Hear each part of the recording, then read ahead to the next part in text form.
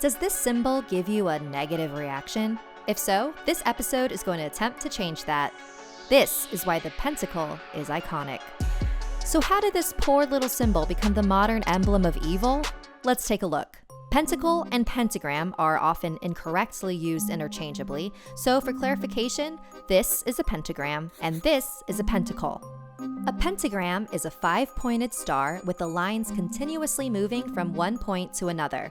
It is one of the oldest markings known to humankind, dating back as far as 3000 B.C.E. It's a symbol that has appeared in many different civilizations all over the world. In ancient Greece, it was used to demonstrate the golden ratio, which is all around us in nature, in faraway galaxies, in the way shells create spirals, and even within our own bodies. The Greeks basically worshipped the pentagram as a symbol of perfection.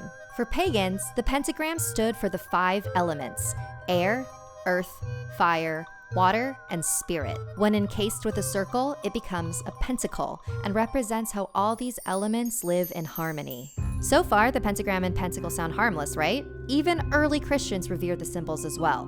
Oh yeah, this supposedly demonic emblem was a prominent symbol of the Catholic Church for the first 500 years after Jesus' death. It could be drawn in one continuous movement of the pen, representing that Alpha and Omega are one. It adorned Christian jewelry, amulets, and battle attire and was used as a protective symbol, representing Jesus himself with his 5 wounds. Then, in 1855, a French Catholic deacon by the name of Alphonse Louis Constant was kicked out of the church for his interest in magic. He changed his name to ELIPHAS LEVI and wrote many books on the occult. In Transcendental Magic, he wrote, "A reverse pentagram with 2 points projecting upwards is a symbol of evil and attracts sinister forces. If an upward pointing pentagram represented the divine above all other elements, then a downward pointing one emphasized earth over the divine. This was the first documented time an inverted pentagram was linked to evil." But it wasn't until the mid-20th century when the general public became truly afraid of it. In 1966, Untitled LeVi established the Church of Satan. Contrary to popular belief, followers of this religion do not worship the devil, but are simply atheists. In 1968, LeVi released an album called The Satanic Mass, which featured a cover graphic with a sigil of Baphomet, a goat head, and a pentacle.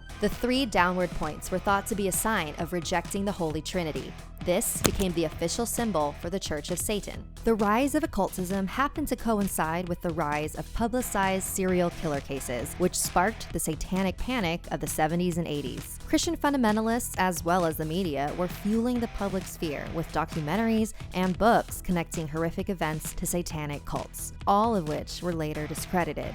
People equated the Church of Satan and all of its symbolism, including the pentacle, to be evil. So, after 1968, you can see pentagrams and pentacles being used in movies and television, particularly in cartoons, to misrepresent the symbols as anything cult-like, dangerous, or sinister. Symbols and their meanings change over time. What once was good can be repurposed into something completely different. So next time you see a pentacle, think about its long and rich history and how it's been a positive image for so many people for centuries. What are your thoughts on the pentacle? And what other symbols do you want to learn about? Let us know in the comments. And don't forget to like Gamma Ray on Facebook and subscribe on YouTube.